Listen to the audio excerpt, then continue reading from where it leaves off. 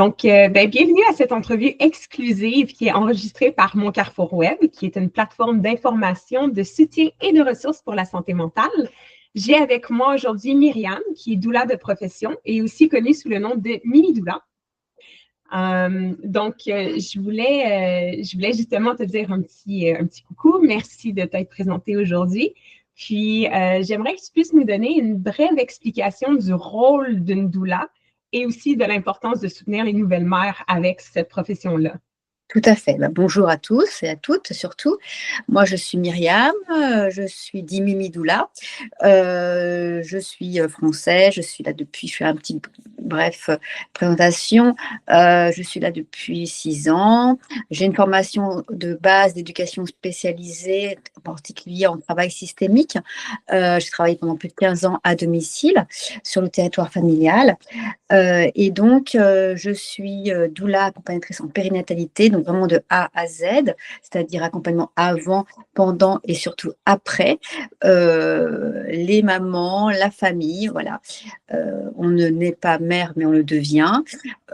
C'est aussi la place de la femme au sein de la société quand on est maman. Ce n'est pas simple déjà en tant que femme, mais en plus, quand on est maman, c'est encore plus compliqué au niveau de la société. Et qu'est-ce que c'est qu'une doula? Une doula, c'est une personne qui est là pour soutenir, aider, écouter, toujours en bienveillance et avec empathie, le parcours d'une vie, le parcours d'une femme. Je dis la femme parce que c'est la pièce maîtresse de la famille.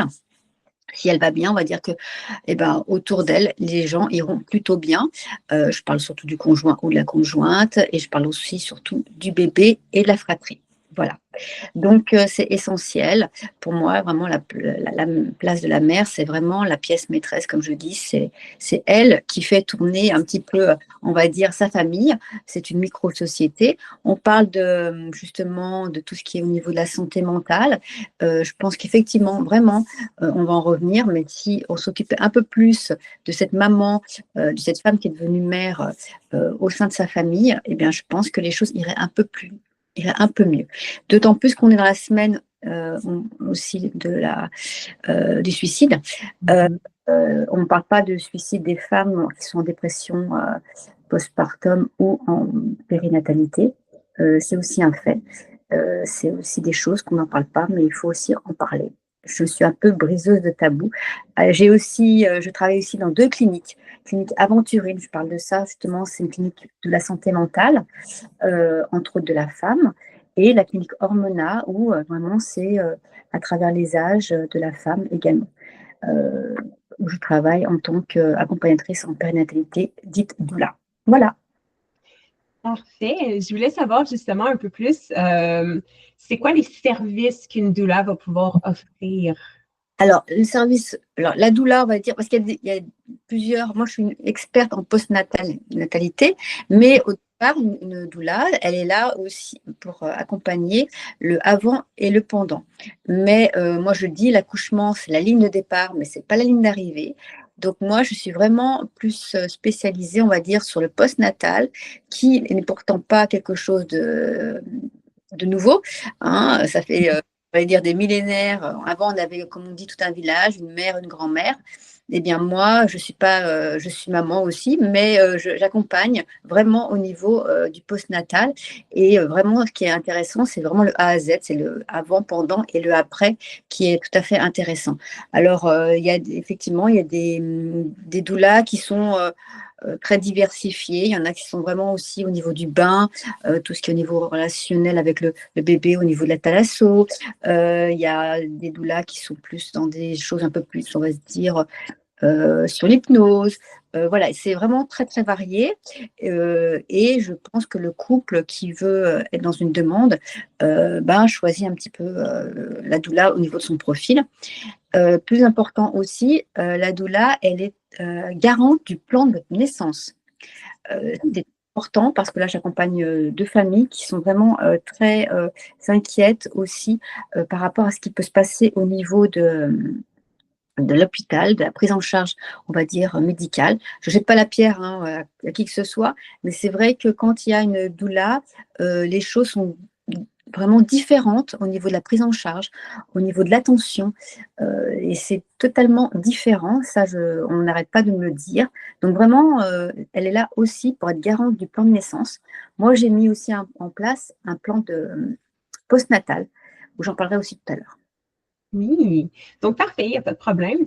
Ça m'amène justement à pouvoir poser une question qui est justement, est-ce que tu as pas nécessairement des témoignages, mais des exemples à donner de qu'est-ce que ça fait justement avoir une doula quand on va justement, exemple, à donner naissance à l'intérieur c'est comme d'un hôpital ou quelque chose comme ça, versus quand on n'en a pas. Tu as dit que justement, il y avait plusieurs personnes qui disaient qu'il y avait une différence. C'est quoi Ouais. qu'ils voient environ? Eh bien, en fait, la différence, c'est que bon, la maman, enfin, avant d'être maman, elle a son cerveau qui est, on va dire, du mode reptilien, c'est-à-dire qu'on appelle ça le brain aussi mum, c'est-à-dire que le cerveau est emmêlé aussi. Et il y a des choses où eh ben, elle a besoin d'être enveloppée, d'être être dans sa bulle. Et la doula, normalement, est là vraiment pour l'accompagner au mieux, au plus près, au niveau de sa bulle. Je dis ça parce que le papa, le conjoint ou la conjointe, je te dis, c'est un peu l'effet miroir. Si elle va bien au moment du accouchement, il ira bien. Et puis de voir sa femme être dans la douleur, non pas dans parce qu'elle, c'est quand même assez compliqué un accouchement. Lui, il va essayer de dire allez vite, bon, je veux pas que ma femme souffre, tout ça. Donc vraiment, c'est ça aussi, avoir une doula, c'est se laisser porter dans l'accouchement, ce qui est vraiment important, d'être vraiment pas à pas, au tempo, au rythme de cette maman qui va donner naissance. Ça, c'est très important. Avoir une doula aussi, c'est au niveau de l'accouchement, il y a des tas de choses qui se passent au niveau des hormones. C'est tout un... Voilà, elle se sent enveloppée, elle se sent portée et elle se sent en confiance parce que cette femme, la doula, était là pendant plusieurs on va dire, mois. Donc, Mhm. c'est vraiment une confiance qui s'est instaurée. Et donc, c'est vraiment limite main dans la main qu'on on va à la salle de travail. Je ne dis pas avec le sourire, mais en tout cas, elle est rassurée parce qu'elle sait que la doula sera là vraiment pour être garante du plan de naissance, mais aussi pour l'accompagner au mieux pour pouvoir donner naissance et donner vie à un petit qui va arriver. Donc ça, Mhm. c'est important. Et puis, je parle aussi du couple. Le plan de naissance, c'est un plan de match. C'est-à-dire qu'on fait vraiment équipe à 3. Et après, à 4, parce qu'il y a le bébé qui arrive. Mais le plan de naissance, c'est vraiment quelque chose de très important parce que le papa, le conjoint ou la conjointe, des fois, il est un peu mis de côté. Et au contraire, la doula rassemble aussi ce lien, fait ce lien entre le papa, le bébé et la maman qui vient juste d'accoucher. Donc, c'est très important. Parfait, c'est vraiment super intéressant. Puis justement aussi, dans le fond, donc, la doula, elle, ce qui va, comme le point fort de l'avoir à l'accouchement, c'est justement que la mère, elle n'a pas besoin nécessairement de penser à rien. Elle fait juste penser à l'accouchement, puis à son bien-être aussi, puis au fait que les choses se passent bien avec le bébé, puis tout ça, tu sais. Oui, parce que, comme je dis, elle est dans un cerveau, on va dire, reptilien où les Mhm. patients ne sont plus du tout les mêmes. On aura beau lui dire quoi que ce soit, elle sera focalisée sur ce qui va se passer, la naissance de son bébé, sur ses contractions. Il y a un moment, elle ne pourra même plus aussi pouvoir parler parce que les contractions sont trop fortes. Et c'est là aussi que le rôle de la doula rentre en jeu. C'est vraiment de se laisser porter, de se laisser vraiment emmener. Vraiment de façon toujours avec bienveillance et empathie vers la Mhm. naissance du bébé. C'est bon. Puis justement, toi, de ton côté, c'est vraiment plus le post, donc le après l'accouchement, puis tout ça. Puis, il y a une chose qui revient vraiment beaucoup, je trouve, ces temps-ci, que ce soit dans les articles ou même en parlant avec des mamans, puis c'est vraiment le côté de l'isolement que les mamans peuvent vraiment ressentir une fois que la naissance a été faite, puis tout ça. Donc, je voulais qu'on puisse discuter ensemble un peu sur les défis de l'isolement des mères et l'impact que ça a sur leur bien-être. Alors, la maman, cette femme, elle est une déesse jusqu'à ce qu'elle donne naissance. C'est une 18e merveille du monde. Et puis, on s'occupe d'elle, que ce soit du plan médical, du plan au niveau familial. Elle est vraiment entourée. On voit que ce ventre est magnifique. C'est tout à fait fantastique, c'est vrai. Mais alors, dès qu'elle a donné naissance, eh bien, on est focalisé sur le bébé. Je ne jette pas la pierre au niveau médical, mais il y a une infirmière qui vient aller, au domicile pour voir le bébé. La maman, on va s'intéresser à elle au 2e mois de vie de son bébé au moment du vaccin. On va lui faire l'échelle d'Édimbourg, savoir si oui ou bien elle est en dépression ou pas. Euh, mais elle n'est pas du tout plus intéressante jusqu'au prochain bébé. Cette maman, elle ne demande pas le énième petit pyjama, non, elle demande de l'intérêt, elle demande qu'on s'intéresse à elle. Elle a donné vie, certes, mais cette femme qui est devenue mère a une autre histoire maintenant, qu'elle est en train de la tricoter avec sa famille, et elle aimerait qu'on lui donne du temps. Et on ne lui donne pas du temps parce qu'on est dans un milieu déjà de performance, un milieu individualiste, et que même après donner naissance, il faut être au top. Eh bien non, on ne peut pas être au top parce qu'on a mis 9 mois pour donner vie à un bébé. Et bien après, il faut aussi du temps pour que la maman se reprenne. On parle aussi de la dégestation, hein, du 4e trimestre du mois d'or. Et puis, moi, je bannis le mot congé maternité. La maman, elle est loin d'un congé maternité. Et surtout, vraiment, cette maman, il faut vraiment qu'on s'intéresse à elle parce que du moment qu'elle a donné naissance, elle n'est plus du tout intéressante, comme je disais, jusqu'au prochain bébé, mais elle a une histoire à elle qui est complètement différente et il faut vraiment être attentif à cette histoire-là. C'est ça, parce que justement, tu sais, la mère, elle, comme tu as dit, tu sais, elle est super importante pendant la grossesse, puis tout ça. Tout le monde s'intéresse à elle, puis ça fait un gros changement justement après. C'est très drastique que ce soit juste porté sur le bébé par la suite. Tu sais, c'est quand même 9 mois où la personne s'est habituée à avoir de l'aide, puis à pouvoir compter aussi, non seulement sur elle, mais sur les gens alentour. Il y a pas du monde. Puis, Beaucoup, même un peu trop des fois d'ailleurs. Et puis, c'est pour ça que moi j'ai mis aussi le plan de postnatal. C'est pour que vraiment cette maman, au mois d'or, le premier trimestre, le premier mois qui est un mois crucial, parce que la grossesse n'est pas une maladie, mais l'accouchement est un acte médical et chirurgical. Et là, tant qu'on n'a pas compris que l'accouchement est un acte médical et chirurgical, les choses ne bougeront pas. Quand on se fait opérer, quand on a une intervention chirurgicale, que ce soit n'importe quoi, appendicite ou autre, et on a besoin de la convalescence, on a besoin de se reposer, cette mère, cette femme qui vient juste d'accoucher, limite, il faut qu'elle soit performante, qu'elle soit debout, qu'elle marche et qu'elle fasse plein de choses. C'est pas possible par rapport à plein de choses au niveau organique, par rapport au niveau de tout ce qui peut se passer au niveau des organes, au niveau du plancher pelvien, au niveau du périnée, au niveau des organes ont été malmenés pendant cette grossesse, ce qui est normal. Il y a eu le passage du bébé, elle a dû avoir des remontées gastriques, elle avait mal à l'estomac, voilà. Il peut y avoir des tas de choses. Il faut penser que l'accouchement est un acte médical et chirurgical, elle a pu avoir aussi une épisio, et on lui demande d'être une Wonder Woman. Non, non. Le mois d'or, le premier mois, c'est un mois crucial où la maman a besoin de se reposer. Elle ne fait pas la princesse, c'est pas une reine, elle a besoin de reprendre et de se connecter avec son bébé. Et moi, je mets en place ce plan postnatal. Après le plan de naissance, plan postnatal, où le conjoint ou la conjointe aura un rôle aussi capital, chef d'orchestre, pour pouvoir coordonner. On amènera des repas, on s'occupera de cette maman. Elle aura besoin d'être avec son bébé. Si la première semaine, elle ne bouge pas, c'est extraordinaire parce que si elle fait trop de choses, il peut y avoir une descente d'organes. Ça, il faut le comprendre. Ça, il faut l'entendre. Que le congé, c'est pour ça que je dis congé maternité, on le bannit. On ne peut pas penser à ça. Cette maman, elle a besoin que le premier mois, on s'occupe d'elle comme on s'est occupé d'elle pendant les 9 mois. Ouais. Une continuité. Il faut qu'il y ait des gens qui viennent à domicile l'aider. Dans d'autres pays, aux Pays-Bas, en Hollande, dans d'autres pays, on le fait. Là, il n'y a qu'une infirmière. Je ne jette pas la pierre à l'infirmière. Il n'y a qu'une infirmière qui vient, mais qui est pour le bébé et la première semaine.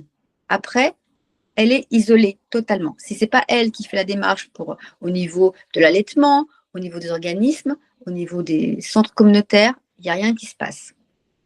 Mhm. Non, ça, c'est quand même assez intense. Puis la nouvelle mère, elle n'a pas le temps de faire ça, justement, tu sais. Tu sais, ça serait censé être, justement, je trouve que ça devrait être à l'intérieur d'un programme, justement, puis c'est ça que les doulas peuvent aider à faire, tu sais. C'est-à-dire que moi, déjà, à la 37e semaine, j'accompagne des mamans et des papas, je dis, attendez, faites à manger, mettez ça dans votre congélateur, parce que quand le bébé arrive, le bébé, il a ses besoins vitaux, que ce soit 1 heure du matin, 1 heure de l'après-midi, lui, il a besoin de manger. Donc, si vous êtes en pyjama, pas lavé, ce n'est pas son problème. Le bébé, lui, dans le ventre de la maman, c'était open bar. Il se servait, il se levait pas, mais enfin, en tout cas, il était dans son ventre, il était réveillé, que ce soit à 2 heures, 1 heure du matin, lui, c'était pas son problème. C'est pour ça aussi qu'on parle, on veut à tout prix que le bébé s'adapte aux parents. Non, enfin bref, c'est pas ça. Il faut que les parents s'adaptent au bébé. C'est pour ça qu'on parle aussi du sommeil, ça on en parlera tout à l'heure aussi. Mais n'empêche que, c'est pour ça que je mets en place ce plan postnatal, pour que le conjoint, la conjointe soit le chef d'orchestre et demande de l'aide, du soutien autour de lui, avec des personnes bienveillantes aussi, pas des gens qui vont donner des conseils qui sont oui, bah moi de mon temps, oui, bah tu devrais. Non, des personnes de qualité. Ce n'est pas la quantité, c'est la qualité qu'il faut autour de cette maman. Elle n'a pas envie d'entendre des choses qui vont lui dire encore, tu dois être performante. Même là, on est en train de la juger dans des moments comme ça, alors qu'elle a besoin, au contraire, tout de douceur, vraiment d'être dans l'empathie et de pouvoir l'envelopper de façon vraiment tout en douceur. Et ça, pareil, il faut vraiment l'entendre, ça aussi. Oui. Je fais juste 30 secondes. Je vais enlever mon chat de là. Voilà. Attends. Allez. OK. La porte s'était ouverte en même temps. Je suis très intéressée par ce qui se passe aussi. Oui, c'est ça. Mais là, elle commençait à vouloir bouger un peu trop, puis à crier un peu, donc à miauler. C'est comme, justement, peut-être pas maintenant. Le chat est un mammifère, et justement, parlant de ça, ça me fait penser que l'être humain est le seul mammifère où l'instinct maternel n'existe pas. Le chat, justement, le chat, quand il a une portée, il va s'occuper de ses bébés. Justement, il faut du temps à cette maman, à cette femme qui est devenue mère, il faut du temps et on ne lui laisse pas suffisamment de temps pour qu'elle puisse se connecter avec son bébé. Le bébé, il sait que c'est elle, sa mère, parce qu'au niveau odeur, au niveau de tout ce qui s'est passé autour de lui, qu'il a entendu dans le ventre de sa mère, mais elle voit un bébé, effectivement, c'est son bébé, mais elle ne le connaît pas. Et il faut lui laisser du temps pour que les deux puissent s'adapter, s'apprivoisiner, pour qu'ils puissent faire des liens, des connexions. Oui, je trouve ça super intéressant parce que justement, on entend souvent de ah, mais tu sais, dès que tu vas voir ton bébé, tu vas te sentir super connecté, mais c'est pas toujours le cas. Tu sais, ça arrive plus souvent qu'autrement que justement, c'est un bébé qu'on voit, puis on se dit oui, tu sais, je viens de donner naissance à un bébé, mais on n'a pas cette espèce d'amour inconditionnel qui C'est pas possible parce que justement, il faut pour plein de choses, au niveau hormonal, au niveau de connexion, il faut qu'on apprenne. Voilà, pour nous, c'est un étranger. C'est comme ça. Il faut apprendre à le connaître. Et justement, c'est là où les choses peuvent s'installer au niveau de la dépression aussi postpartum, ou même des dépressions aussi prénatale, on n'en parle pas aussi. J'ai mis en place aussi, concernant l'anxiété prénatale, mais là, on parle de la dépression postpartum parce que on n'a pas les codes avec ce bébé. Ce qui est normal, on n'a pas le même langage, on ne le connaît pas. Lui, il sait, il va directement voir si la maman donne le sein, il va directement y aller. Il y a des tas de choses qui se mettent en place, mais elle, il faut qu'elle apprenne. Et des fois, il y a un décalage qui peut se faire parce que ce n'est pas inné. Voilà, l'instinct maternel n'existe pas chez l'être humain, chez la femme. Chez les chats, les chiens, oui, mais pas chez la femme. Et ça, pareil, il faut qu'on soit attentif à tout ça. Ce qui m'amène justement au prochain thème, dans le fond, que je voulais aborder, qui était justement de pouvoir valoriser la mère puis l'importance de son bien-être. Parce que justement, là, on parle de justement comme la mère qui a beaucoup d'anxiété, je veux pas.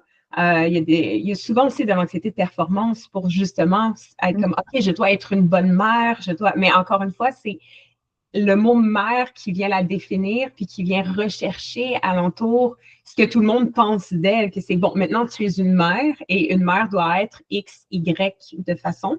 Puis ça fait en sorte qu'elle-même se donne dans le fond, se donne des points qu'elle devrait être, que parfois elle n'est pas nécessairement, puis tu sais, c'est bien correct comme ça, tu sais, mais c'est pas quelque chose que les gens, ils se donnent pas disons comme la, l'espace pour pouvoir être imparfait.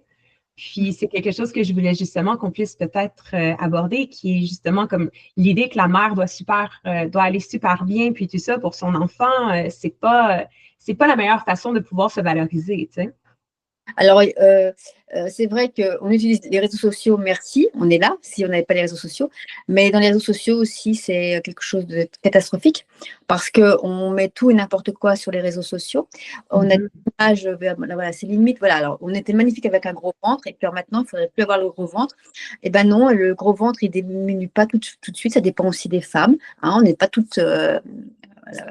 et pareil, identique, hein, chaque femme est différente, donc il y a la dégestation, hein, comme je disais, et des fois, il y a des choses qui sont compliquées qui se passent au niveau émotionnel, physiologique, physique, et il faut le savoir, et du coup, pareil, ça peut aussi être compliqué pour cette femme qui est devenue mère, parce qu'elle aimerait avoir un ventre plat, elle aimerait être avec le sourire jusqu'aux oreilles et le bébé dans les bras. Et ben, des fois, on n'est pas dans ce décalage-là, on n'est pas sur cette photo-là.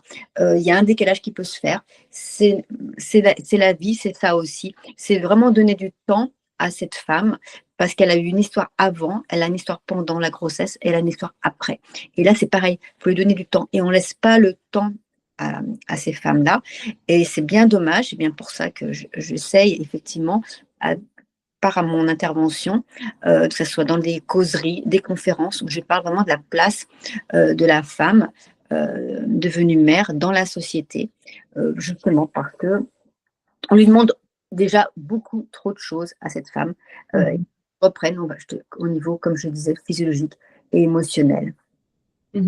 Puis aussi, tu sais, je trouve que c'est quand même assez intense parce que oui, on lui laisse justement qu'est-ce qu'on appelle le congé parental. Donc là, elle a ce congé-là pour pouvoir s'occuper de son enfant, puis récupérer en même temps, tout en se disant qu'elle va devoir retourner par la suite travailler. Puis à son travail, c'est sûr qu'ils vont dire, OK, bon, ben, t'es revenu de travailler, puis tout ça. Maintenant, on s'attend à ce que tu fasses les mêmes choses puis que tu sois autant performante que tu étais avant. Donc, tu sais, c'est quelque chose que je trouve c'est aberrant. Ça devrait pas être comme ça, là. Cette femme, elle est multitâche. Cette femme, on demande vraiment d'être femme, mère, super employée, et puis une bonne copine aussi. Enfin, voilà, bref. Vraiment, il faut vraiment qu'elle soit hop. Et puis alors, on appuie sur un bouton et puis il faut qu'elle le soit. Et ben non, les employeurs ne comprennent pas aussi que oui, parce qu'elle est devenue mère, et ben, elle a le cerveau aussi qui est utilisé aussi parce que maintenant, elle pensera aussi à ses enfants, parce qu'on ne lui laisse pas non plus le choix, parce que c'est souvent la femme qui s'arrête de travailler pour s'occuper de son enfant. Pas le contraire, c'est très rare. Alors, c'est vrai qu'au Québec, il y a un congé qui est assez long. Dans d'autres pays, ce n'est pas le cas, même dans d'autres provinces aussi canadiennes.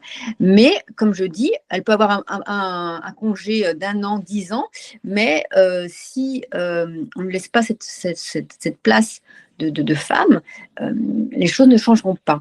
Et si on n'a pas cette mentalité en disant, oui, effectivement, tu es en congé, entre guillemets, mais déjà, il faut que toi, tu saches ce que tu as envie de faire, parce que ça aussi, hein, des fois, c'est la boule au ventre de retourner au travail, ou au contraire, des fois, c'est limite, oui, enfin, mon enfant, je peux le voir parce que j'en ai soupé, c'est qu'à le dire, des couches, des machins et compagnie. Je veux reprendre ma vie de femme, hein. Et puis, il faut penser aux places à la garderie, hein, parce que ça, c'est aussi le casse-tête, savoir de trouver une place pour son enfant dans une garderie, dans une CPE, je crois ça. Oui. C'est ça. Et, ou avec une gardienne, enfin, en tout cas, ça aussi, c'est la boule au ventre, c'est de se dire, qu'est-ce que je vais faire? La culpabilité. Je travaille, je suis tiraillée entre ma vie de femme, ma vie de mère et ma vie tout court. Mhm. Désolée. Donc, oui, je voulais justement savoir, est-ce que tu aurais pour la valorisation justement de cette mère-là, pour que cette mère-là puisse vraiment, veut pas, parce que des fois, il y en a qui ont pas la chance d'avoir une doula ou qui auraient aimé en avoir une, mais qui sont encore dans une espèce de mal-être avec le fait qu'ils sont des nouvellement mères puis tout ça, ou même pas de nouvellement mères, juste mères. Est-ce qu'il y aurait des conseils pratiques que tu voudrais pouvoir donner à ces mères-là sur comment prioriser leur bien-être personnel? Alors déjà, demander de l'aide, c'est une force, c'est pas une faiblesse, hein. Ça, il faut déjà, tant que, voilà, il faut que les gens comprennent que demander de l'aide, parce que en fait, dans ce monde, justement, c'est comment demander du soutien. Pourquoi tu as du soutien? Tu es en congé. Ben oui, mais j'ai besoin d'avoir du soutien.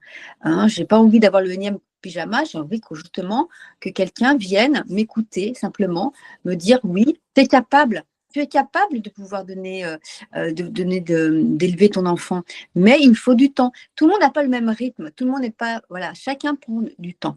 Un plan, un postnatal, ça dure, on dit 3 ans. Moi, je dis ça dure 18 ans si affinité. Du moment qu'on a un enfant, on est relié à son enfant, même si le cordon a été coupé, d'accord? Donc, il faut vraiment que cette femme, elle puisse demander du soutien.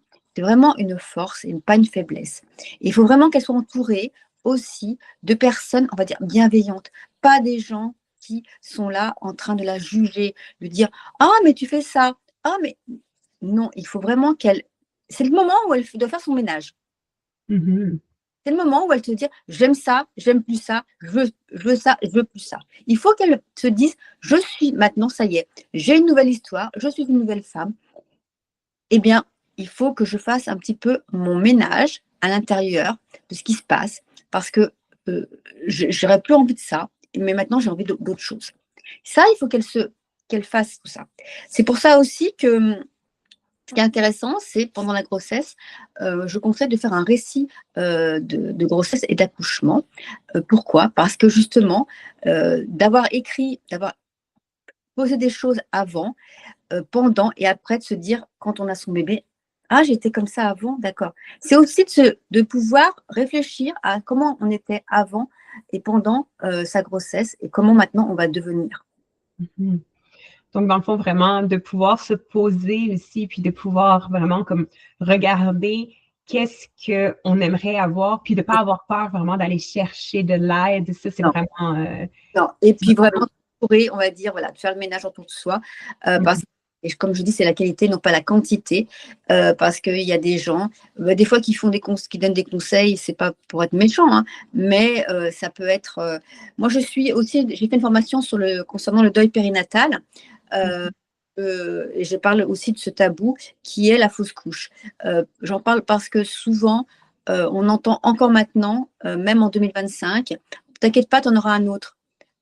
C'est pas entendable ça. Et ben c'est pareil. C'est des petites phrases qu'on entend, des petites phrases qui font mal, des petites phrases qui font que cette femme, elle peut pas avancer en tant que femme et en tant que mère. Mhm. C'est ça, puis c'est quelque chose qui est assez lourd, je trouve, justement, comme les fausses couches, puis tout ça, c'est pas quelque chose à prendre à la légère, puis je trouve effectivement que c'est encore pris trop à la légère. Oui, et puis justement, moi j'ai suivi quelqu'un qui me disait qu'elle avait plus de 70 ans. Cette femme, enfin c'est pas elle que je suivais, hein, mais c'était la grand-mère, et on parlait de fausse couche, et elle dit bah moi j'ai fait une fausse couche, j'en ai pas fait tout un plat. Enfin bref, elle était là, mais elle en parlait encore maintenant. Alors si, ça a été traumatisant, puisque si elle en parle encore maintenant, c'est que justement, c'est limite, tu n'as pas fait une fausse couche, bah, tu n'es pas une bonne mère. C'est limite, on parle aussi du baby blues. C'est pareil. Si tu ne fais pas ton baby blues, alors attention, hein, on fait un baby blues, mais pas une dépression postpartum. Parce que dépression postpartum, tout de suite, ça y est, c'est quelque chose d'enfermement. Mais on peut effectivement, si on est bien accompagné, on peut surmonter aussi cette dépression. D'accord? Mais le baby blues, c'est pareil. Si on ne fait pas un baby blues, eh ben, on n'est pas une bonne mère non plus. En fait, on est toujours dans le jugement, on est toujours dans la bonne ou la mauvaise mère. Mhm. Je voulais, en fait, ça me donne une question qui est justement comment qu'on peut savoir c'est quoi la différence? C'est pour quelqu'un qui sait rien de ça, c'est quoi la différence entre justement le baby blues puis le postpartum, la dépression postpartum? Dépression du postpartum. Alors, le baby blues, c'est quelque chose qui se fait tout de suite, souvent après l'accouchement à la maternité. Hein, c'est en général 1 ou 2 jours après, où c'est les hormones qui font que ça se décharge. Donc, on rit ou on pleure pour un rien. On a limite, je sais pas, on amène quelque chose, une purée on va pleurer. Voilà, des choses qui n'ont rien à voir avec ce qui se passe. C'est, on va dire, les hormones. Mais ça, c'est facile à dire. On dit toujours que c'est à cause des hormones. Mais bref, en tout cas, c'est ça. C'est-à-dire qu'il y a vraiment, voilà, elle était vraiment entourée au niveau des hormones, cette maman. Puis d'un coup, il y a une chute qui se passe au niveau des hormones. Après, la dépression postpartum, c'est autre chose. C'est plus long. Hein. Le baby blues, il y a 80% des femmes qui font du baby blues. La dépression postpartum, il n'y a pas 80%, je rassure tout le monde, qui en font. Mais il y a quand même un petit pourcentage. Mais c'est quelque chose qui s'installe. C'est quelque chose qui est même assez sournois parce que ça s'installe progressivement, mais déjà, il y a peut-être des choses, une histoire. C'est pour ça que je dis qu'on tricote sa nouvelle histoire. Il y a des choses qui se passent antérieurement. Il peut y avoir des traumatismes qui se sont faits et du coup, ça ressurgit souvent pendant la grossesse et après l'accouchement parce que justement, on est devenu quelqu'un d'autre. Voilà. Et puis, les choses sont révélées. C'était enfoui et là, ça sort. Mais ça sort de façon, des fois, c'est pas souvent une femme qui va pleurer parce qu'on pense que la dépression postpartum, on pleure matin, midi et soir. Non. Des fois, c'est une femme qui est hyper active, qui est là en train de nettoyer son plancher matin, midi et soir, qui est en train de nettoyer, qui est en train de laver son bébé, en train de le changer, en train de vérifier. Enfin, voilà, elle est toujours dans la vérification des choses. On est vraiment dans des choses complètement, des fois, voilà, qui ne sont pas du tout dans l'hyperactivité. Et on n'est pas là tout le temps en train de pleurer. On pense que la dépression postpartum, c'est une femme qui pleure tout le temps. Non, il faut se méfier justement de ça aussi, parce que c'est souvent quelqu'un qui est vraiment un tourbillon. Un tourbillon. Et justement, pour le conjoint, pour la conjointe, c'est des fois très déstabilisant parce qu'elle est méconnaissable. Elle est méconnaissable, elle veut tout vérifier, tout contrôler. Et ça, on n'en parle pas non plus de ces symptômes qui peuvent se passer. Oui, c'est ça. Les gens alentour, justement, il y a ces symptômes-là, mais est-ce qu'il y aurait d'autres symptômes que les personnes alentour de la mère pourraient peut-être voir, puis les signes qu'ils peuvent voir, ou même que la mère elle-même pourrait peut-être voir, de se dire, bon, OK, je commence à avoir tel ou tel signe, je pourrais peut-être essayer de chercher de l'aide ou quelque chose comme ça? Oui, les signes, ça peut être de l'anxiété, c'est-à-dire que dès que le petit attrape un petit rhume ou tout de suite on l'emmène à l'hôpital, il y a des choses comme ça. D'être dans une négligence totale, c'est-à-dire ou être trop parfaite, limite, voilà, dans l'hyperactivité, ou alors au contraire, repli sur elle-même, pas laver, pas envie de manger, le goût à rien, même pas s'intéresser à son bébé, il pleure. Elle s'occupe pas de son bébé. Donc ça, c'est vraiment qui sont quand même très significatifs. Significatif, pardon. Mais c'est sûr qu'il faut que l'entourage soit vigilant, mais des fois, ça ne se déclenche pas tout de suite parce qu'on pense que effectivement c'est le baby blues. Le baby blues, ça dure 2-3 jours à peine. Et puis des fois, ça ne se voit pas. Pas parce que, voilà, on peut pleurer une fois, et puis c'est tout. Si on pleure pendant 1 ou 2 mois constamment, là, il y a une dépression. Voilà. Le baby blues, voilà, c'est vraiment quelque chose de immédiat, 2-3 jours après, parce que c'est vraiment une chute brutale des hormones. Mais si la femme est dans l'hyperactivité, comme je disais, où elle pleure tout le temps, où elle est pas, elle a le goût à rien, elle s'occupe pas de son bébé, ou au contraire, elle s'en occupe trop, mais vraiment mais trop, là, il y a des signes. Mhm. Et demander de l'aide, mais des fois, c'est compliqué parce que la femme veut être une mère parfaite. Ouais. On lui demande d'être une mère parfaite. Oui, c'est ça. C'est la demande versus aussi qu'est-ce que la personne a de besoin. Est-ce qu'il y aurait des façons de pouvoir justement ouvrir ce dialogue-là? Tu sais, est-ce qu'il y a des choses que tu remarques qui aident un peu plus les mères ou même l'entourage de ces mères-là à pouvoir ouvrir le dialogue sur la dépression postpartum, puis vraiment pouvoir essayer de parler de ces difficultés émotionnelles-là? Bah, ce que je mets en place, c'est justement le plan postnatal, parce Mhm. que justement, ce plan postnatal, c'est pour la décharger, cette maman, qui est vraiment qu'elle se connecte avec son bébé. Et donc, du coup, elle se laisse porter, comme je disais, par le conjoint, par le monde autour d'elle. Ça, c'est intéressant. Et puis, parce que moi, quand je vais au domicile, je viens souvent ou en début ou en fin de semaine, les premiers temps, pour voir si la routine s'est installée, pour voir un petit peu. C'est pas, je ne suis pas là pour faire de l'ingérence, ni pour vérifier quoi que ce soit. C'est surtout pour voir, être dans l'écoute de cette maman qui a besoin qu'on soit là. Parce qu'on l'a écoutée et on a été vraiment dans du soutien pendant toute sa grossesse, mais après, il n'y a plus rien. Donc, en fait, elle se doit se débrouiller, elle doit essayer de tricoter, comme je disais, son histoire, avec ses petits moyens, avec des outils qu'elle n'a pas forcément. Et du coup, ça peut déjà. Et puis, il faut lui laisser le temps. Chacun n'a pas le même rythme, chacun vit à son rythme. Et ça, c'est très important de tout ça. Donc, moi, j'interviens, entre guillemets, à domicile, souvent le premier mois, en début et en fin de semaine, pour voir si tout va bien. Et si c'est le cas, bah voilà. Si c'est pas le cas, eh bien, moi, j'ai aussi une formation où je peux faire un accompagnement au niveau de la dépression postpartum, parce que j'ai fait une formation concernant ça, le dépistage. Et puis après, ben, il y a aussi les psychologues, il y a aussi, tout dépend aussi du degré, hein, de la dépression. Mais souvent, quand les mamans vont pour le deuxième mois de bébé pour le vaccin, quand elles font l'échelle d'Édimbourg, si elles sont en dépression, elles essaient de ne pas le faire voir parce qu'elles ont aussi peur du jugement, elles ont aussi peur des mesures qui peuvent se faire aussi la concernant et au niveau de sa famille. Mhm. Non, c'est ça. Donc, dans le fond aussi, quelque chose qui pourrait être bon avec les gens qui sont alentour, puis tout ça, c'est vraiment de pouvoir continuer à garder cette espèce d'ouverture à parler avec la mère, puis tout ça, puis à continuer à s'intéresser à elle. C'est déjà en partant, ce serait un gros point pour pouvoir aider cette mère-là à moins se renfermer aussi. C'est ça, c'est-à-dire qu'en fait, il faut vraiment continuer dans une continuité. Pas forcément venir matin, midi, soir, parce que cette maman, elle n'a pas envie d'avoir du monde constamment, mais simplement lui envoyer un petit texto, comment vas-tu, tout ça. Faire attention à elle, parce qu'en fait, les gens, du moment que le bébé est là, elle est complètement mise de côté. On l'oublie totalement. Euh, Mm. Elle a été vraiment la déesse pendant tout le trajet, là, puis d'un coup, pouf, plus personne. Et elle a pas, j'existe, ouh, je suis là. Voilà, elle a besoin de ça, elle a besoin. Vous m'entendez, hein. Par contre, le jugement, ça, on sait faire. Et ça, c'est très déroutant, c'est très déstabilisant pour cette femme qui devient mère, qui apprend. On n'a pas un mode d'emploi pour devenir parent et devenir mère.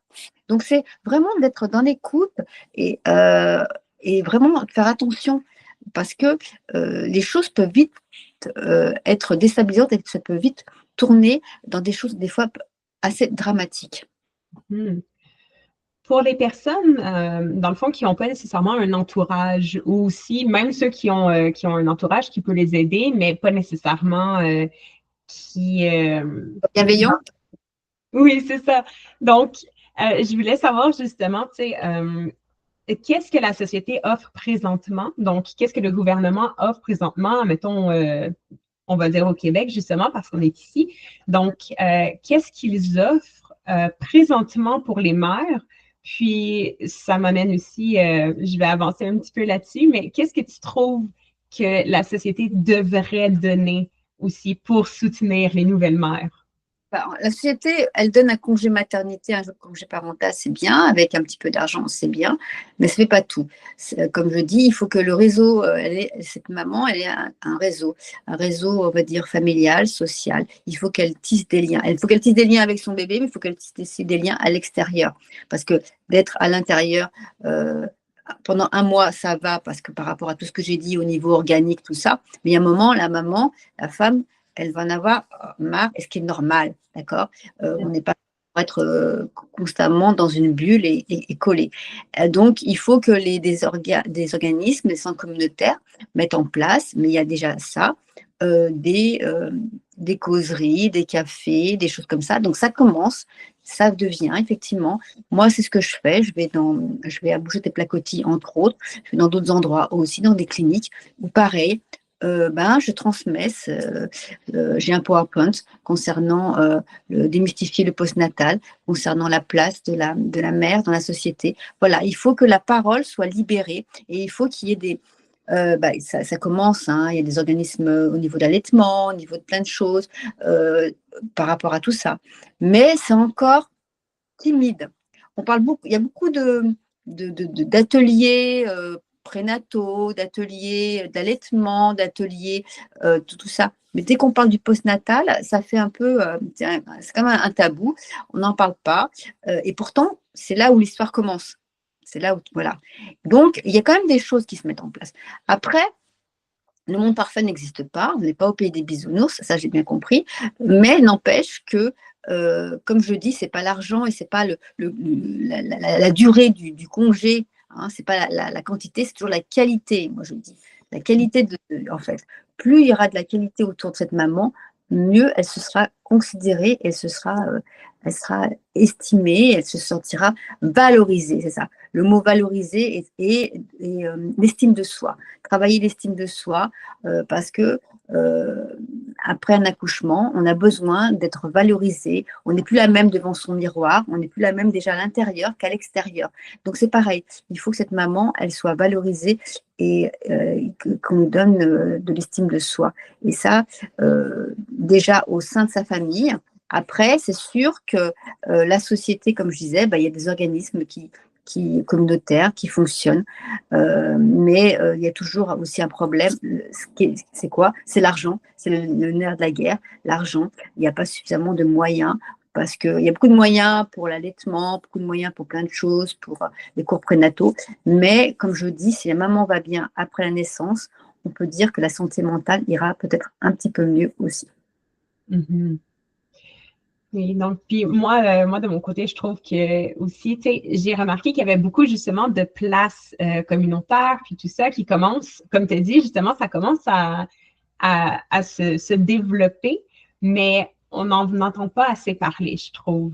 Donc, c'est ça, c'est aussi, je trouve, quelque chose qui devrait être fait. Ça serait, surtout au niveau du gouvernement, parce que c'est eux qui ont le plus de moyens, ça serait de pouvoir vraiment être capable d'ouvrir ça, d'ouvrir ces portes-là aux gens, de pouvoir faire de la publicité, puis tout ça, je trouve que ça serait très, très important, puis ça serait très intéressant, là. Oui, et puis, alors, moi j'ai mis en place un service, mais moi, ce service, c'est pas le relevail comme on entend, c'est pas, je m'occupe du bébé, ça aussi. Oui, mais c'est vraiment, moi, je m'occupe de cette maman. C'est-à-dire que de l'ostéopathie au niveau du bébé, mais une maman, après avoir accouché, elle a le bassin qui a brillé. Il y a plein de choses, voilà. Il y a plein de choses qui font que on est vraiment focalisé sur ce bébé, mais on est focalisé sur cette maman. Et si on s'occupe de cette maman après la naissance, eh ben, déjà, elle sentira mieux. Et puis, du coup, effectivement, il y aura des liens qui vont se faire dans les centres communautaires. Et vraiment, c'est on voit bien, même dans les centres communautaires, on ne parle pas du postnatal parce que ce n'est pas intéressant pour l'instant. C'est plus valorisant de parler de cette maman qui est enceinte à travers les mois que de parler de cette maman qui, après, a une naissance et qui crée son histoire et qui crée sa famille. C'est vrai parce que justement, quand on regarde les programmes qu'il peut avoir justement avec les endroits communautaires, c'est la mère avant tout au départ, lorsqu'elle est enceinte, puis par la suite, on voit que c'est justement tout reporter vers le bébé aussi. Donc, tu sais, ce serait de pouvoir être capable de trouver des places, d'augmenter les places. Puis, tu sais, c'est ce que je trouve qui est vraiment super intéressant avec ce que tu fais, justement, qui est le postnatal, mais version vraiment pour la mère et non pour le bébé. Puis, je trouve que c'est extrêmement important.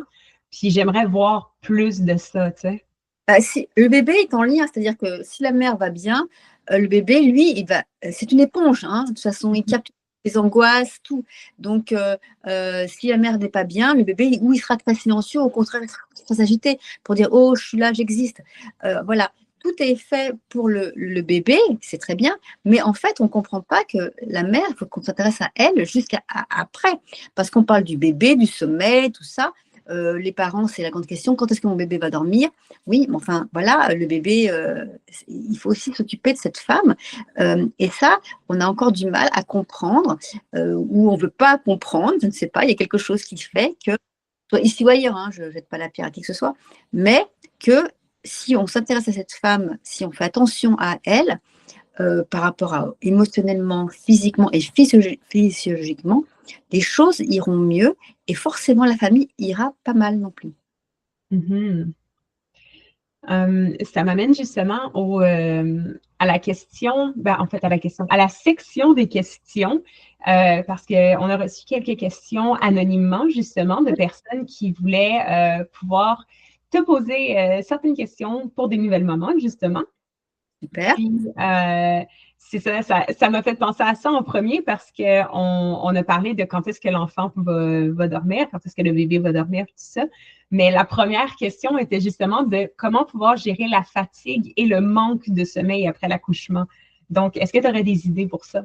C'est ce que je disais tout à l'heure, c'est-à-dire que prenez une accompagnatrice en postnatal, par rapport à un plan postnatal, pour que le premier mois, justement, cette femme qui est devenue mère, c'est pas la princesse loin de là, mais qui a besoin de se reposer et qu'elle a besoin de reprendre de l'énergie par plein de choses, et donc de faire attention à elle en mettant en place un chef d'orchestre qui sera le conjoint ou la conjointe, qui lui sera un rôle valorisant aussi, parce que le conjoint, la conjointe, après un accouchement, déjà pendant la grossesse, c'est pas évident que ça, au niveau de sa place, mais après, c'est des fois compliqué parce que des fois, la maman est tellement en lien avec son bébé qu'il n'y a plus de place, ni en tant que femme, ni en relation amoureuse, ni en tant que... Enfin voilà. Donc du coup, il se sent un peu écarté, abandonné. Et donc, d'avoir un plan ça lui redonne une place, ça est valorisant aussi aux yeux de sa femme, parce qu'il aura la place en tant que conjoint, en tant que père, et ça peut aller effectivement dans cette situation-là, quoi. C'est super. On avait aussi une autre question, justement. Là, on a déjà parlé du baby blues, puis de la dépression, puis des signes. Donc, je vais aller à la troisième qu'on avait ici, qui était comment puis-je trouver du temps pour moi tout en m'occupant de mon bébé? Donc, moi, ce que j'entends depuis tantôt aussi, c'est qu'avec un plan, déjà, ça va pouvoir aider, puis justement de pouvoir faire la séparation de tâches, par exemple, avec le nouveau père, puis tout ça, tu sais, ça va pouvoir aider, mais est-ce qu'il y a autre chose? Déjà, ce plan est vraiment très intéressant. Et puis, du coup, cette femme, elle aura du temps pour elle, de prendre, on va dire, une douche sans avoir de se dire, mon Dieu, il y a le petit qui est en train de pleurer et tout ça. Rien que ça, d'aller faire une marche aussi, de s'aérer, de sortir, pas forcément de faire des grandes marches, hein, on ne demande pas 1 heure, 3 heures, mais simplement d'aller faire une marche, de s'occuper d'elle, d'aller voir l'ostéopathe. Pourquoi? Par rapport, comme je disais, le bassin qui a brillé au niveau du passage. On parle de l'ostéopathie pour le bébé, mais on parle aussi de cette maman, de l'acupuncture. D'aller chercher des fois des aides, des petites des ressources extérieures aussi, pour aller, pour se sentir mieux en tant que femme, et au niveau organique, parce que c'est en lien, hein, c'est tout ce qui est au niveau holistique. Et du coup, nous laisser du temps, et du coup, elle pourra aller aussi, je ne sais pas, aller boire un café avec une copine. Voilà, des choses, de pas d'être dans la culpabilité en se disant, oh là là, j'ai un bébé, ça y est, je ne peux plus rien faire, ou alors je suis tellement prise par ce bébé. Voilà. devenir une autre femme aussi. Voilà. Mhm. Puis, ça m'amène aussi à la prochaine question qui était de comment gérer les conseils non sollicités de l'entourage concernant l'éducation de son enfant. Donc, Ah oui, c'est sûr que ça, c'est pas évident. On jette pas la pierre non plus parce que des fois, c'est des mhm, conseils. Voilà, bah, de mon temps, j'ai faisais ça. Pourquoi tu fais pas ça? Ah, mais maintenant, tu dors avec lui. Mais pourquoi tu le réveilles pas? Bon, bref, des petites choses comme ça qui font que on lance toujours la pierre en disant, mais t'es pas une bonne mère, toujours dans le jugement. Alors, bah, les conseils, comme je disais tout à l'heure, c'est de faire un petit peu de ménage, hein, c'est-à-dire que par justement d'avoir écrit ce récit de grossesse et d'accouchement, et ben après on écrit quelque chose en disant ben voilà, moi maintenant je veux ça ou je veux plus ça. Voilà, être dans la décision, être dans un état de décision, c'est très important aussi parce que on n'est plus du tout pareil. On sera une nouvelle femme avec une nouvelle histoire. Donc, et ben, essayer et de dire les choses tranquillement, mais de les dire aussi. Dire ben non, ben, souvent, là, j'ai suivi un couple qui n'a pas annoncé tout de suite la naissance de son bébé. Il l'a dit une semaine après parce qu'ils voulaient vivre ça tous les deux. Ils n'avaient pas envie d'entendre des choses et puis ils n'avaient pas envie d'avoir aussi le défilé de gens qui viennent pour pas voir la maman ni le papa. Non, non, on voit le bébé. Hein. Et c'est pour ça qu'on n'amène pas le énième pyjama, mais on peut amener par contre ben, des services de doula en postnatal aussi. Pourquoi? Bon, on met bien beaucoup d'argent ça c'est aussi un tabou, dans le mariage, dans des choses comme ça, mais on ne met mhm. pas d'argent dans le service que je peux offrir. Euh, J'émets aussi des reçus, hein, je fais partie de l'ANQ, mais n'empêche qu'on ne fait pas ça parce qu'on pense que c'est futile, parce que c'est pas palpable. Mais d'avoir quelqu'un qui accompagne le avant et le pendant et le après, c'est palpable parce que, comme je dis, après la santé mentale et la famille ne peut que bien se porter justement d'avoir eu un accompagnement comme ça. Mais c'est pas visible. Voilà, un mariage, c'est visible. Mais la santé de la femme, c'est pas visible, c'est pas monnayable. Et c'est encore un tabou par rapport à ça. Oui, déjà en partant la santé mentale, en général, les tabous, puis présentement, ça commence à aller de mieux en mieux, mais si on regarde au niveau plus niche, justement, comme là, on parle de la santé mentale de la nouvelle mère, puis tu sais, dès qu'on va dans le plus niche, je trouve que c'est encore trop sous-vu. C'est ça. On est dans la semaine euh, concernant le suicide. Euh, Mhm. Certes, on ne parle pas de l'anxiété prénatale, on ne parle pas de la dépression postpartum, mais n'empêche qu'il y a encore des femmes qui se suicident, malgré qu'elles soient, voilà, elles sont mères. Ce n'est pas parce qu'elles sont mères qu'elles ne doivent pas se suicider. Souvent, dans la première année de vie de leur bébé, parce qu'il y a un mal-être, il y a quelque chose, des traumatismes, il y a des séquelles, et ça n'a pas été traité de façon suffisante et de ne pas avoir quelqu'un qui vient de temps en temps, comme je disais, au domicile, non pas pour un jugement, mais pour être dans une écoute et dans un soutien. Ça peut aussi contribuer à ne pas tomber, être dans cette spirale qui est la dépression postpartum. Mhm. On a le temps justement pour une dernière question que j'ai reçue.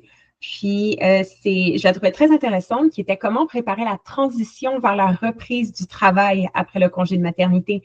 Donc, tu sais, là, on a parlé justement que le congé de maternité, tu sais, la mère a vraiment beaucoup de choses à faire à l'intérieur. Puis, en plus, elle a besoin de penser à retourner travailler. Puis, c'est quelque chose que je trouve qu'elle n'aurait pas à devoir il y a trop de stress là-dessus. Là. Donc, je voulais savoir, est-ce que tu avais des idées ou des choses à pouvoir dire là-dessus? En fait, déjà, c'est pas nouveau et qu'il y ait déjà pas mal de places dans des garderies, ça on va dire, mais ça c'est pas une nouveauté, hein, j'invente rien, Mhm. parce que c'est vrai que comme je disais, le gouvernement donne un congé relativement long, je trouve ici, c'est très bien, avec un peu d'argent, Mais il faut que cette mère, elle se prépare aussi, qu'il y ait peut-être plus des temps où elle puisse amener son bébé pour qu'il puisse s'adapter. Voilà. On est toujours, voilà, du moment qu'on est, on laisse pas le temps à quoi que ce soit et à qui que ce soit. C'est-à-dire que tout de suite, il faut trouver une garderie, limite après à peine avoir accouché. On est toujours dans la course, toujours, il faut être dans la performance, il faut qu'on remplisse les cases et qu'on ne laisse pas le temps aux gens pour pouvoir trouver des solutions. Et puis, c'est sûr que ce n'est pas évident tout ça, de trouver. Et puis, comme je disais, qu'elle puisse savoir ce qu'elle a envie ou plus envie de faire. Ça, c'est très important pour cette femme, parce qu'on lui donne aussi pas le choix, des fois, financièrement, comme c'est à l'heure actuelle, on est quand même dans un monde un peu compliqué, hein, on peut le voir. Donc, maintenant, une famille qui n'a pas de salaire, c'est compliqué aussi. Donc voilà, c'est toujours l'épée Damoclès, comme on dit, on lui laisse toujours le poids de la société. Donc ça aussi, c'est pas évident à trouver. Donc il faut laisser le temps. Donc les garderies, il y en a qui se construisent, il y en a qui se créent. C'est comme les centres communautaires, il y a des garderies, ça c'est bien. Mais comme je dis, l'argent c'est le nerf de la guerre. Donc il y a plein de choses qui font que, pour l'instant, c'est pas des priorités. La priorité, c'est souvent des condos, des parkings, des choses comme ça, mais pas forcément des lieux où on peut, des garderies, des lieux où il y a des familles qui peuvent se retrouver dans des centres communautaires. Voilà, c'est essayer de briser l'isolement de cette maman durant son congé, ça aussi. Donc, qu'elle puisse s'ouvrir, qu'elle ait envie de s'ouvrir, qu'elle ait envie de découvrir des gens, des nouveautés. Ça, c'est pas évident non plus. Mm-hmm. Donc, dans le fond, je me posais la question justement, mais est-ce que dans ce plan postpartum que tu crées, tout ça, est-ce que c'est quelque chose que la préparation justement vers la transition la reprise du travail, puis tout ça, est-ce que c'est quelque chose qui peut être placé à l'intérieur de ce... Oui, oui, parce qu'on en parle, parce que ça aussi, pareil. Moi, je suis là aussi pour écouter, pour nous dire, voilà, par rapport au choix. Parce que des fois, il y a des femmes, elles n'ont pas le choix, mais le fait d'en parler, parce qu'elles culpabilisent, donc le fait de libérer la parole, c'est aussi libérer la parole, ça c'est très important. De dire, moi, je n'ai pas envie de reprendre le travail là dans 2 mois, je n'ai pas le goût. Ok, d'accord, est-ce qu'on peut voir avec toi quelle solution tu peux apporter? Et le fait d'en parler, le fait de le dire, des fois, les choses, il y a des déclics, il y a des choses qui se déclenchent. Le fait de tout garder, ça peut créer que de l'animosité, que des aigreurs, que de l'angoisse, parce que c'est pareil.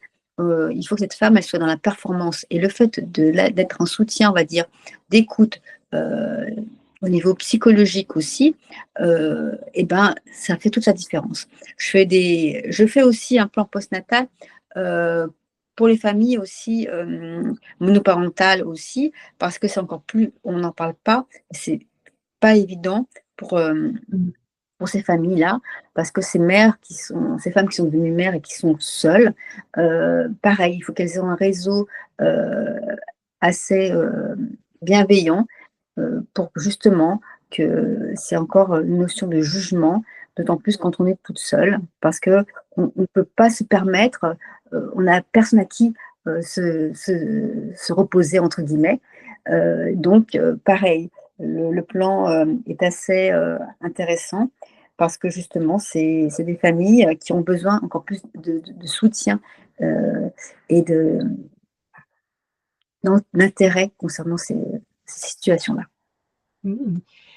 Mais écoute, c'était vraiment super intéressant de pouvoir parler de toutes ces choses-là. Tu sais, je voulais savoir, avant qu'on termine le tout, est-ce qu'il y aurait d'autres informations, des informations que tu trouves importantes qu'on n'aurait peut-être pas abordées présentement, que tu aimerais que les nouvelles mères ou même les personnes alentours ou peu importe qui écouterait présentement cette entrevue-là, est-ce qu'il y aurait quelque chose que tu voudrais leur dire? Moi, je veux simplement leur dire qu'on fait ce qu'on peut avec nos moyens. il faut se dire qu'on est capable de faire les choses, mais il faut dire aussi qu'on soit à son propre rythme.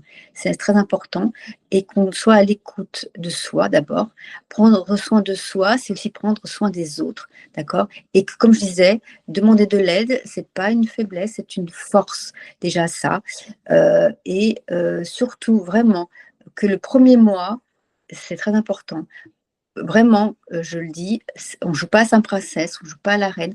On a besoin au moins de se reposer le premier mois parce que c'est vraiment capital au niveau physique, organique et physiologique. Donc moi, vraiment, c'est ce que je recommande, c'est ce que je dis, que moi, je suis maman de 2 grands-enfants, qu'il n'y a pas vraiment de choses qui ont bougé depuis tout ça. Je me dis qu'on est dans une nouvelle ère.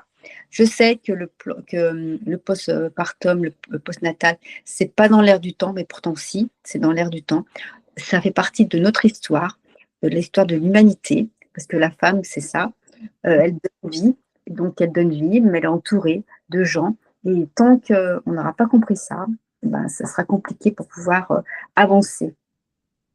Oui. Je voulais savoir justement, est-ce que ça te dérangerait de donner, parce que nous, ce qu'on va faire, c'est qu'on va pouvoir mettre dans le fond, ton courriel, ton site web, puis tout ça, on va les mettre en commentaire avec cette vidéo-là. Mais je voulais savoir, est-ce que ça te tenterait de pouvoir dire à voix haute aussi où est-ce que les gens pourraient te retrouver s'ils voudraient vraiment pouvoir avoir de tes conseils? Oui, alors, et aussi, moi, je suis sur Québec, mais je fais beaucoup de téléconsultations. Là. Ça, Hmm. c'est des entreprises, parce que j'ai aussi, comme je suis partie de la clinique Aventurine, la clinique Hormona, je fais beaucoup de téléconsultations parce que j'ai des familles, des mamans qui ne sont pas forcément à Québec, il y en a qui sont à Montréal, qui sont ailleurs. Et pareil, c'est un suivi virtuel, mais qui est très important. C'est des rendez-vous que les mamans, que les femmes attendent, parce que c'est vraiment un moment important. Donc, ben, j'ai mon numéro de téléphone, j'ai mon site web, j'ai ma page Facebook. Donc voilà, et je suis aussi sur Insta. Donc voilà, donc franchement, il y a moyen de pouvoir communiquer avec moi. Euh, Comme je dis, c'est pas un service essentiel, mais pourtant ça devrait être un service essentiel. C'est la différence d'être bien accompagné dans la vie. Il ne faut pas avoir honte de se dire ben, j'ai besoin de soutien. C'est pas parce qu'on est en congé maternité qu'on n'a pas besoin de soutien, bien au contraire. Et ça, c'est au niveau de la société, c'est compliqué encore. Ouais. Que ça m'a fait vraiment plaisir de pouvoir parler avec toi, puis de pouvoir vraiment comme toucher à ce côté postnatal de la doula aussi, puis pouvoir, dans le fond, répondre à des questions que certaines personnes avaient aussi. Donc, je suis vraiment très, très heureuse d'avoir pu faire ça avec toi, puis j'espère qu'on va pouvoir avoir d'autres moments comme ça aussi ensemble. Oui, parce qu'il y a plein encore de thèmes qui sont Mhm. tabous et qui pourtant, il faudrait les briser. Mais moi, je dis que c'est vrai que les femmes, ensemble, il faut briser l'isolement de ces femmes qui sont devenues mères, parce que c'est vrai que Ouais. on est en 2000, on lui demande trop de choses à ces femmes-là. Elles ont trop de choses. Il faut arrêter de, de les faire culpabiliser. En tout cas, j'étais très contente de faire cet entretien avec toi. C'était un bel échange et un très joli moment. Et j'espère que les gens, ces femmes, tenteront et oseront, parce qu'il faut oser. C'est du courage. Mhm. Mais en même temps, hein, elles se disent, il faut se dire que c'est pour elles. Si elles vont bien, tout le monde ira bien autour d'elles. Ça, c'est l'essentiel. Oui. Oui, effectivement. Donc, pour ceux qui nous écoutent, justement, si vous avez des questions, si il y a des témoignages que vous voudriez, vous pouvez nous les faire parvenir. Il n'y a pas de problème. Si vous avez aussi des thèmes que vous aimeriez qu'on aborde, moi et Myriam, on va pouvoir essayer d'arranger quelque chose là-dessus. Donc, n'hésitez pas. Puis, je vous souhaite une excellente journée. Puis, on se voit pour la prochaine fois. À très bientôt. Merci en tout cas. Merci beaucoup. Bonne journée. Une bonne journée.